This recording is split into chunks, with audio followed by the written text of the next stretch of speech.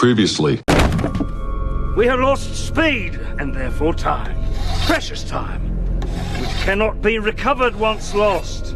Do you One additional study about transsexualism.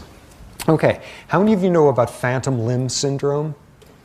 Okay, you are a guy with a penis and you get a certain type of penile cancer, and what's often done is your penis is excised, it is cut off, and about 60% of men who've had to have their penises removed because of cancer there wind up getting phantom penile sensations, which I don't want to know about.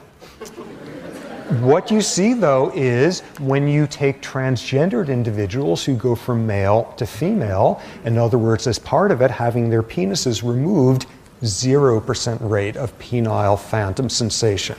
Suggestion being that there is something much more normal in that case than when a penis is being removed for cancer. Oh my God. Well, AI says he's right, and I'm sure this site is reputable. The 60% he cited is certainly widely quoted everywhere, but in fact comes from a 1951 paper published in an East German surgical journal, back when there were 2 Germanys but only half a Berlin. That seems awfully suspicious. It is awfully suspicious. Ooh. Which could not possibly have been obtained, let alone read by anyone quoting it, let alone everyone quoting it. Cost me $30 to be the only living person in America to have seen this data. That's science for you.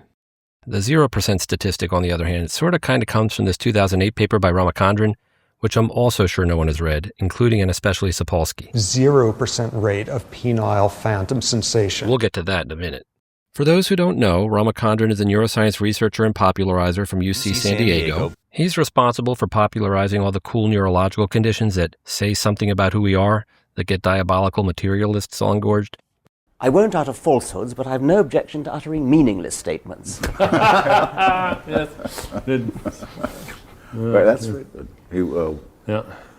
But really don't tell us anything about who we are. Phantom limb, prosopagnosia, capgras.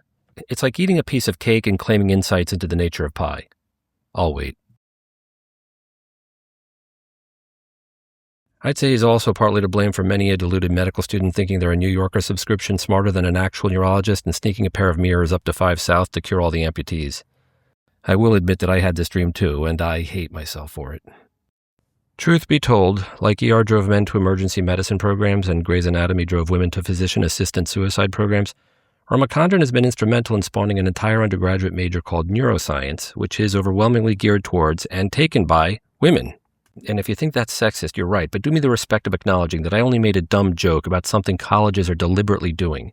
It's marketed as a standalone science degree to the Whole Foods demographic, who, while smart, have no real interest in postgraduate education or cooking. It's my fountain of youth. It's $88, but it's a lifesaver. And colleges almost explicitly tell them that if they do this and believe that, then you can be a lab coat smoke show by day, LBD Tinder fire by night, instead of, inspiring them to be actual scientists?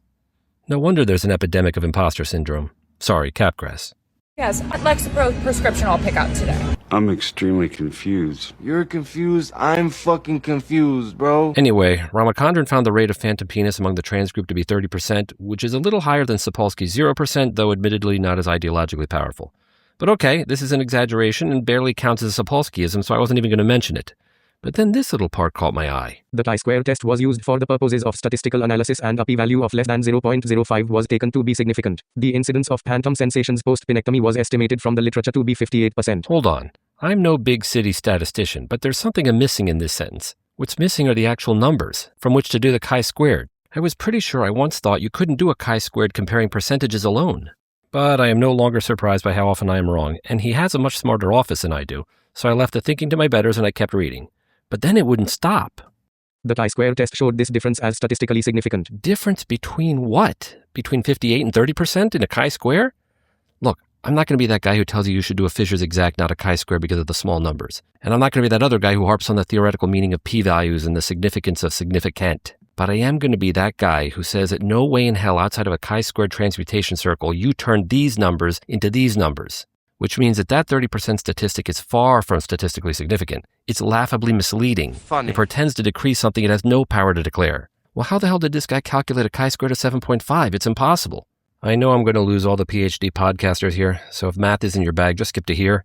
But for you quantitative finance bros, I'm not going to tell you what he should have done. I'm going to tell you what he did do, so you can do it too and crash the markets again. And that wasn't really nice. Like Goldman's culture, do you even know all 4 values at Goldman? Integrity, excellence, what are the other 2?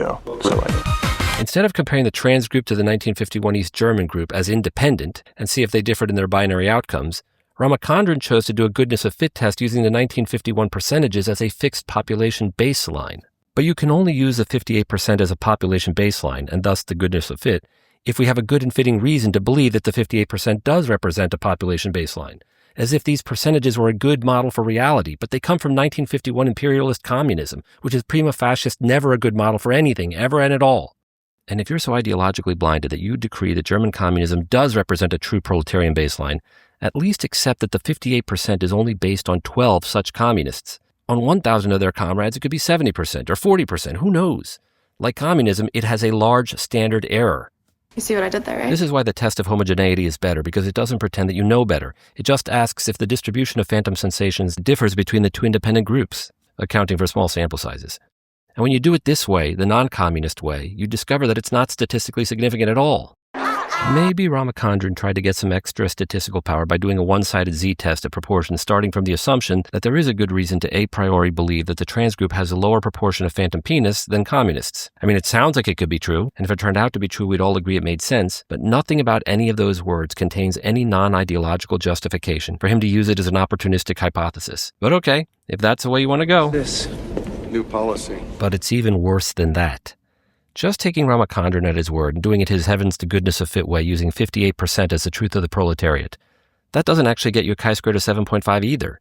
I did it in Pascal and Fortran just in case Excel in 2008 was as unreliable as the studies, but nope, can't even get to 7. The only way you could generate a 7.5 is by using the 58% and rounding it to 60%. But no reasonable person would ever do this given how small the values are. So, did he deliberately choose to do a goodness of fit test in order to dispense with the actual numbers and instead could use percentages in order to be able to round the numbers in order to generate an outrageous result that he could then explain just as outrageously?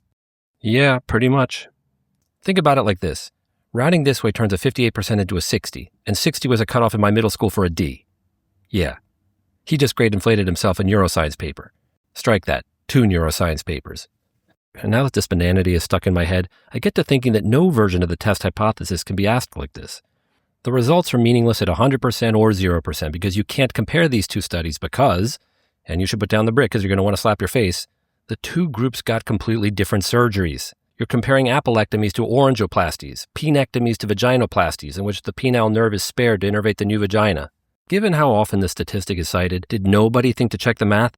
But in my digging, I noticed something quite odd. That oftentimes, when someone quotes the numbers from this 2008 study by Ramachandran, they instead reference this 2007 paper by Ramachandran, in which he merely proposes doing the 2008 study, which will have all the results. And the reason for this is that the 2007 paper appears in the semi-reputable, but at least indexable medical hypotheses, but the 2008 study appears, what in the gabapentin? Journal of Consciousness Studies. Wow. My God, it's full of words. And now I'm wondering, and maybe this is too cynical even for me, but did he deliberately choose to publish the data in an invisible journal of mushroom trips so that there would be no chance in hell anyone would check the math, but that the title would let the New Yorker readers feel like intellects because of their proximity to a TED scientist chi transmutation circle, and thus be relied upon to proclaim studies have shown. Meanwhile, knowing that actual scientists will already have the answer that they want, and never read any of these studies anyway, we'll just oopsie the bibliography with the 2007 grant application? I mean, I'm not a mind reader. Which way do I mount this? First, learn to use. But if I was going to try to endear myself to the podcast audience, this is exactly how I would do it. Let me summarize how this religion functions. This man is quoting from a study by this man, written in a made-up journal which doesn't take kindly to objective truth, in which he did a data analysis in search of a perfect p-value, using the wrong test, the wrong approach, and also rounded, in order to generate a result that was Instagram significant and wrong, for the purpose of allowing this man to quote from a study written by this man, written in a made-up journal. Do you get it? This isn't science. This is an Ouroboros, except that he isn't eating his tail, he's pumping crap into his mouth. So yeah, no. I don't think neuroscience is a religion. It's astrology. They're all astrologers. That is a false analogy. No, it's not. It's apt. Let me explain the analogy. Astrologers would take precise measurements with sophisticated equipment and match them to existing models to draw conclusions. For the most part, astrology was very, very multiple reliable. astrologers using the same data would have arrived at many of the same conclusions. But the conclusions weren't valid, they were ridiculous. Tycho Brahe was a meticulous data collecting astronomer with a nose for math. When Brahe said a comet was in the horn of Capricorn at a declination of 8 degrees 20 minutes north of the ecliptic, the one thing you did know was that his data was very, very reliable. Yet, he was a fully certified astrologer, predicting that Ivan the Terrible would fall like a shooting star in 6 years' time. All of your favorite heliocentrologers used their new model to cast some wicked horoscopes, presuming that celestial movements influence human affairs, which they didn't. It's ridiculous. But no more ridiculous than pre-claiming that celestial movements determine human affairs. And every one of these guys, even then, should have known better. Saturn did what to who? Wait, really? And not to push the analogy, but Galileo was first investigated by the Inquisition not for being half wrong, but using it for astrology, because astrology implied that there was no free will and everything was determined. By the way, do you know where the astrologers practiced? University. Does any of this sound familiar? At least astrologers based their bananas predictions on precise measurements. That seems awfully suspicious. It is awfully suspicious. But I have no idea if any of the results of these studies are even repeatable except online, let alone reliable, let alone valid, and anything any of these neurologists say in front of a microphone is about as objective as a news story about a news story. And yet, on Saturday morning, Weiss weighed in with additional concerns about the lack of a Trump administration response to the reporting. Look, I didn't vote for Trump, but watching the way he treats the media sycophants... Priceless. There are some things money can't buy. I'd tell you this is all just propaganda, except they don't want you to do something. In fact, they want you to do nothing. This is all just rhetoric. It's not just that the studies are deeply flawed. It's not just that people parrot the conclusions as if they've been proven. 7,000 calories a day. With a kind of magnificent certainty that can only come from reading not the study, but a secondary source about the study. And I'm not talking about people whose entire intellectual experience is typing. I think you should definitely show me the bombings that you're talking about. I didn't see any. I don't know. I just saw it on Reddit. It was on the front page of the internet. So. I'm talking about professionals. No, my problem with this inanity is that it doesn't matter what the study showed or didn't.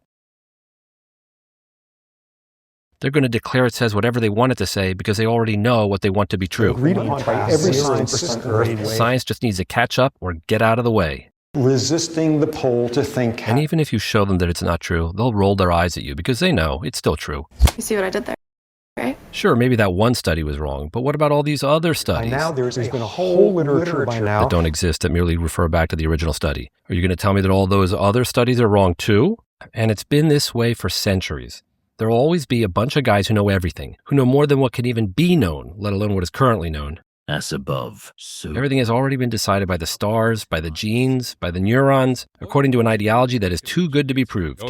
Science is the enemy of chance. Studies have shown... The only honest motto would be... Oh, science. 50% fact, 50% magic, 100% results. Look, I joke about the female neuroscience majors, but at least they're actually studying it, even if I think it's a waste of time. Just pick any hard science and you'd be infinitely better off. There's no useful information here, and so on and so on. But it's the men that scare me. These men. They don't study neuroscience, they consume it, and they call it studying. Does no one understand how destructive that is? Never mind the Michael Myers-Briggs or 5 years of psychoanalysis. A man's entire marshmallow and toothpick neurotic structure can be diagnosed through his Spotify list. Do you only follow gym bros? I don't want to be a red pill guy here, but you all appear to have daddy issues.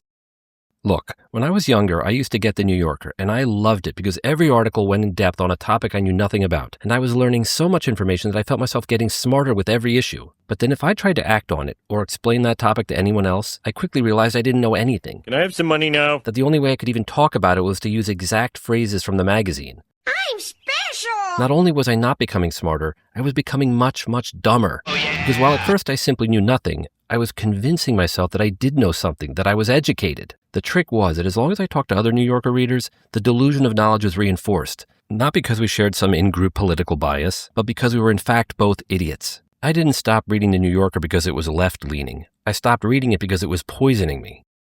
But how are you going to tell them that it's all nonsense, that it's killing them, that the more they think they know, the less they know to think? They'll just shake their head and get down on their knees and appeal to their authorities. Give us to drink, Father. We are thirsty for knowledge. Resisting the pull to think. And the anointed neurologists pull their halos down into a ring light and perform before a large, stupefied audience, passing out the Kool-Aid brewed from the latest abstract of abstracts. You do know that when you drink the Kool-Aid, you don't get brainwashed, right? You die.